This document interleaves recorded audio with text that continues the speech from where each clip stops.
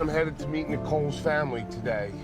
Reached out to Nicole's sisters to connect with them to find out more intel on what can help Nicole find her way to long-term recovery. Hi, guys. My name's Jimmy. Hello, I'm Monica. Monica, pleasure to meet you. Nice to meet you. Tara. Tara, pleasure to meet you. Have a seat. Thanks for meeting me. I had a chance encounter with your sister. She was beyond gracious, beyond sweet.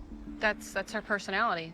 She'll talk to anybody. She'll help anybody that she can. You know, she'll actually give her own clothes off of her back to a homeless person. And she absolutely came across that way.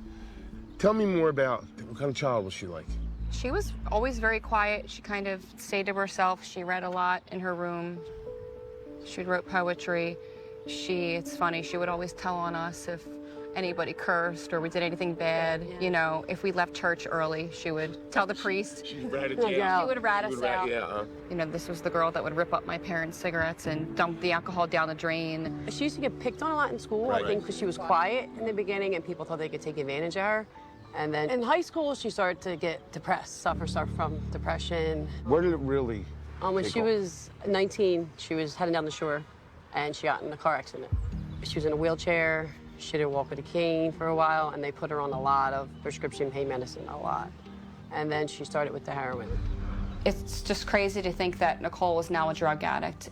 She definitely wanted to do something with writing. So right after high school, she went to community college, and she was doing well. I believe she finished a full year of college before withdrawing, and she never went back. If your sister was sitting here in the streets of Kensington, did not engulf her, that she'd look identical to you. You know what I mean? But she's a 40-year-old woman, and she doesn't look 40 right now. She looks 60. Yeah. She does. How could your sister have lasted down there? I don't know. We're always worried about her. People would always say, I saw your sister begging for money. I saw your sister prostituting. How'd that affect you guys? At first, I was horribly embarrassed. Just to be honest, I was embarrassed. Dude, that's what this is all about, and you should. Who wouldn't be? And this is the way we're getting it out. There is no more living in shame. We're way past that. Guilt, shame, that's history. Yeah. She literally stands on the corner and works, and that's how she gets the money for drugs. Seeing my sister like that really hurts me because they don't know who she is as a person. So tell me about your parents. So are your mother and father alive? No, our mother just passed this January. Sorry for your loss. Tell me about your father. How does he feel? What was your father and Nicole's relationship growing up? I mean, he was very militant. I mean, he was very, very strict. Was he strict on all you or just Nicole? Yeah, no, all of us. Oh. I mean, all of us. My father was an alcoholic. And for, I guess, her late teenage years, it got pretty bad for a few years.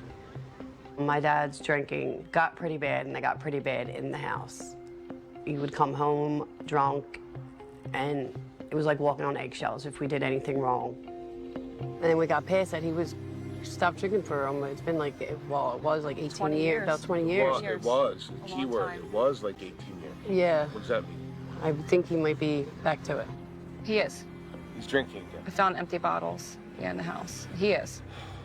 And that's certainly not going to be an asset to Nicole and her station in life right now. Right now, my father is very sad. Since my mom has passed away, he just feels lost. I don't think he really knows who he is without my mom. Hopefully in the next few days. Going to be meeting with your dad. Any insights you'd like to give me on that? My fear is that he's not going to admit to you that he's drinking. And I really hope that he does, because since our mother passed away, there's been no healing at all for him. So I hope he at least gets some kind of healing out of this.